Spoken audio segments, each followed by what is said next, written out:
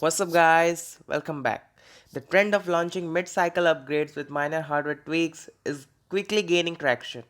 As smartphone makers race to offer the latest innovation to end users, the Samsung Galaxy A50s is the latest example of this strategy, with Samsung updating its mid range Galaxy A series and M series phone to keep up with rivals such as Realme, Xiaomi, and Vivo that are breathing down its neck.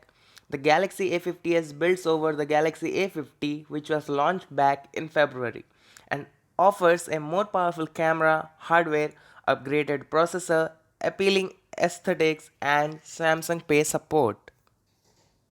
The Samsung Galaxy A50s instantly grabs attention. Thanks to the glossy rear panel that has prism-like design, it has distinct regions that glisten in a different color when light fall on it from various angles.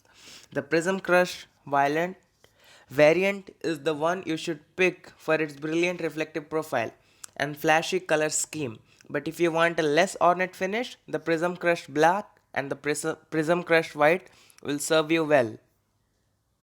The prism design stands out, but the glass like rear panel is a smudge magnet and gets covered with fingerprint marks in no time. Like it's much like its predecessor did, but the build quality is solid and the sleek profile ensures a comfortable grip. The curved rear panel meets the frame smoothly, giving the Galaxy A50s a more premium feel. The new Samsung offering packs a 6.4-inch Full HD Plus 1080 into 2340 pixel Super AMOLED Infinity U display, which renders vibrant color and has an impressive brightness output with good sunlight legibility. However, the in-display fingerprint sensor was a bit slow compared to what we have seen or what we have experienced on other phones in this same price segment, but it is okay with the price segment, but you cannot expect much like the ultrasonic fingerprint sensor or the capacitive fingerprint sensor. The Samsung Galaxy A50s is powered by the 10 nanometer Exynos 9611 octa-core processor, which appears to be an updated version of the Exynos 9610 powering the Galaxy A50. The phone packs up to 6 GB of RAM and 128 GB of inbuilt storage, while one UI based on Android Pie handles things on the softer side. Support for the NFC based Samsung Pay also separates the Samsung Galaxy A50s from the Galaxy A50.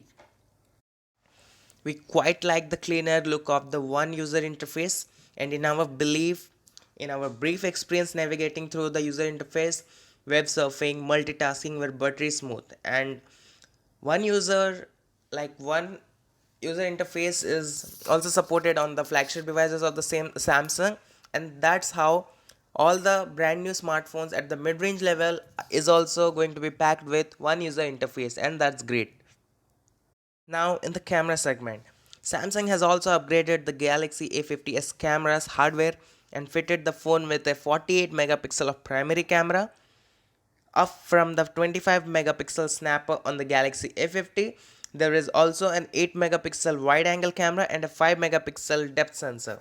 The selfie camera has also been updated to a 32 megapixel sensor. Great for selfies, great for video recording. The company has added a night mode to the Galaxy A50s. We really expected this, but not that sooner. So this is the first time a mid-range Galaxy device is getting a night mode alongside a super steady mode for video recording, and that's great. The dedicated sensor and the dedicated night mode is going to make a tangible difference between the Galaxy A50 and the Galaxy A50s. The Galaxy A50s comes equipped with a 4000 mAh battery, and its retail package is bundled with 15 watts of fast charger, which is definitely a perk. So at the starting price of rupees 22,000 and 999, the A50 will compete with some other phones like the Redmi K20, the Poco F1, and the Vivo V15 Pro. So that's all for the day. Please hit the like button, share this video, and comment any queries about this phone in the comment section.